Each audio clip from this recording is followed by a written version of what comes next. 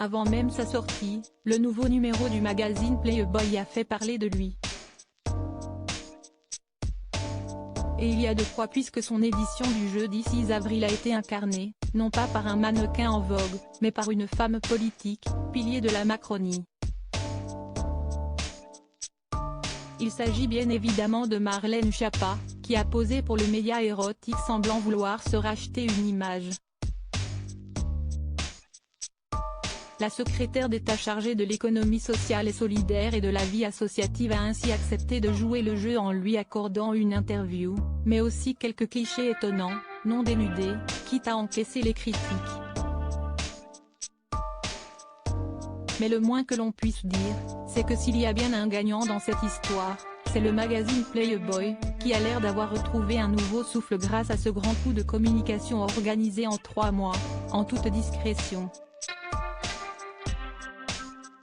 En effet, comme l'a expliqué Capital, la veille de la sortie du fameux numéro, Jean-Christophe Florentin, rédacteur en chef et éditeur de la version française du trimestriel, espérait bien renflouer les caisses grâce à Marlène Schiappa.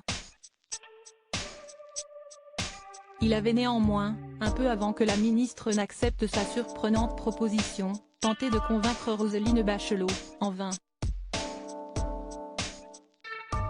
Nous vendons entre 25 000 et 35 000 exemplaires. Mais pour ce numéro, nous allons doubler notre tirage à 150 000 exemplaires, a déclaré le patron du journal dans les colonnes de Nos Confrères. Supérieur à Marlène Schiappa, Nicolas Sarkozy. Ces politiques qui ont renoué avec leur ex. Une première ministre devenue malgré elle l'attachée de presse de Playboy. Et pour vendre un maximum de magazines, Jean-Christophe Florentin peut également compter sur les polémiques suscitées par le fait qu'une femme politique accepte de s'afficher en une d'un tel titre, sans complexe. Il a d'ailleurs remercié, avec amusement, la première ministre, qui estimait que cette décision prise par Marlène Schiappa n'était pas du tout appropriée étant donné l'importante crise sociale que traverse le pays depuis que la réforme des retraites a été annoncée, en janvier dernier.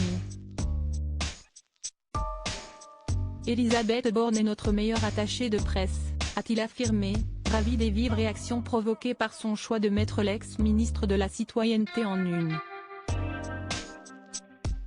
Article écrit avec la collaboration de 6 médias Crédit Photo, Borde Jacovide.